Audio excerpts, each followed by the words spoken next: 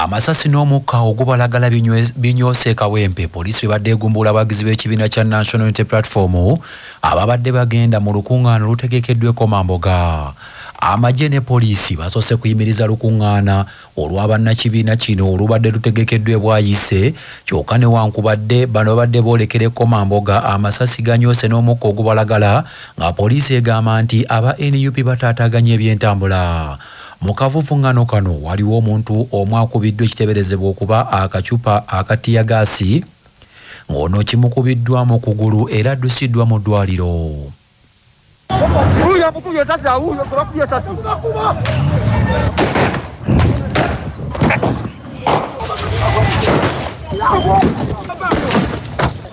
What is this?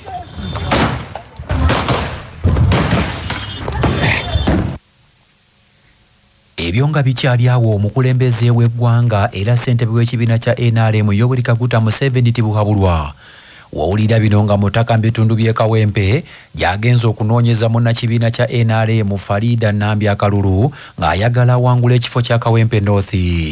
Omukulembeze w'eggwanga e Kawempe awerekeddwako ebikongo okuva mu NRM ne gavumenti okuli Ssaabaminisita Robinah Nabbanja n'abakulembeze abalala okuva mu NRM. Abakwatidde ebibiina ebyenjawulo bendera mu kiseera kino batalaaga ebitundu bya Kawempe North nga buli omu akuyega olwa kampeyini ezikomekerezebwa olunaku olwaleero. Omubaka omukyalo wa disitulikiti y'e Butambala Aisha Kabanda wanjagidde yafeesi ya Ssaabaminisita okudduukirira abantu mu ggombolola y'e Kalamba abaagoyeddwa enkuba eyatonya gye buvuddeko ng'eno yasuula ennyumba n'okwonoona ebirime byabwe. Omubaka Aisha Kabanda asinzidde mu paalamenti n'ategeeza nti enkuba eyali mu kibuyaga ow'amaanyi yayonoona ebintu by'abatuuze ku byalo okuli Kakonge, Gerenge ne Ssuula era abantu 250 amaka gaabwe gaakosebwa nga muno mwalimu okutta ebisolo n'okwonoona ebintu ebirala ng'abantu mu kitundu ekyo tebamanyi kyakuzzaako. Bw'atyo omubaka Aisha Kabanda asabye gavumenti eyambe ku bantu be ng'ebafunirawo okusula n'ekyokulya nti kubanga basobeddwa.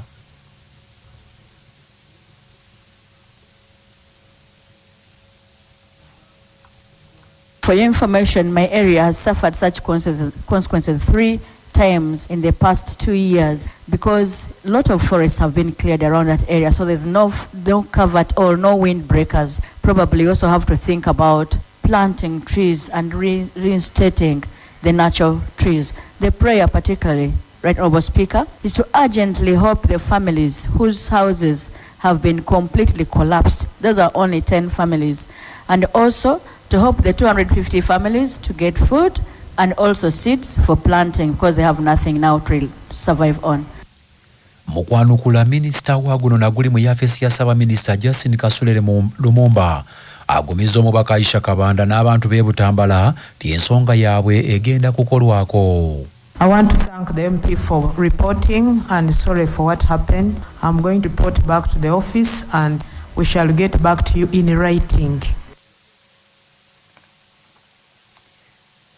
Gavumenti ya Butuluki okuyita mu kitongole ky'obusiraamu ekya Kushaka International Organization badduukiridde abasiraamu abaliko obulemu mu disitulikiti y'e Wakiso babasiibuludde n'ebyasava okukootadde okubawa ebintu ebikozesebwa mu bulamu obwa bulijjo.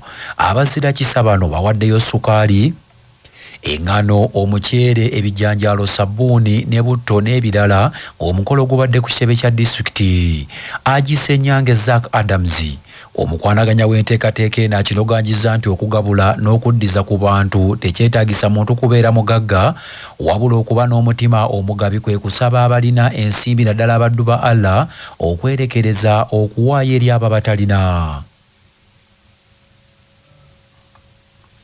Kwatira wamu babeere bantu bawamu mu kuyambagana bayambagane babeere bantu bawamu bokka bokka. Okuyamba abantu kiri mu buntu buli muntu akiyina mu buntu bwe naye just oli kuba kwewaayo kwa muntu n'agamba nze kati kanneeweeyo ngenda kuba nkola ki ngenda kuba nnyamba abantu. Koza okuyamba omuntu teweetaaga kubeera mugagga nnyo teweetaaga kubeera muki koyinawo konna konna akatono kaba kasobola okukola ki okuyamba gwe kayambe.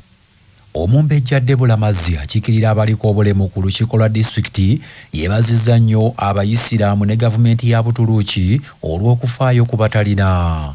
Mu disitulikiti yaffe y'e Wakiso naddala okubeera nga batukwasaganyizaako ng'abantu abaliko obulemu ate era ne bagattamu n'abantu abalala bonna aba community. Olwaliro batusabye abantu abaliko obulemu nga tuli mu bantu 100 ate ne tugattako n'aba community abantu 300 kati ne tubeera ne toto ey'abantu 400. N'olwekyo twebaza Allah era ne tusaba ayongere okugaziya ensawo zaabwe bo nga bo batambule bongere otusakira. Twongera n'okwebaza embasi ya Turkey. Ye ssentebe wa disitulikiti y'e Wakiso Dr. Matiya Lwanga Bwanika yeebazizza Omumbejja Debula Mazzi olw'okusakira abantu be era naye bw'atyo akunze abalina obusobozi okuddiza ku batalina. Kinyongera okwebaza nakyo kyabyafaayo kiringa eky'omwaka oguwedde kubanga kizze ne kibaawo omwezi omutukuvu ogwa Ramadhan ne gukwatagana n'omwezi gwa Kalema ogw'Abakristo. Kati kitegeeza teriyo munnawakisa ayinza otugamba nti tasiiba. Kati ekyo kimu. Ekyokubiri ne guliraanagana n'ennaku za bbaffe Ssaabasajja Kabaka ez'amazaalibwa ge ag'emyaka 7. Kati Allah atuusiza mu kisibo kino nga Ssaabasajja Kabaka waali era tugenda kujaguza emyaka gye 7 okusinziira ku kye tuyiseemu kuba naluli twasaba nga tugamba nti Ssaabasajja Kabaka Mukama amwongere obulamu. Banafe gegabadde amawulire ag'essaawa eno tova ku CBS FM tukyakuweereza agundegunde omuteregga.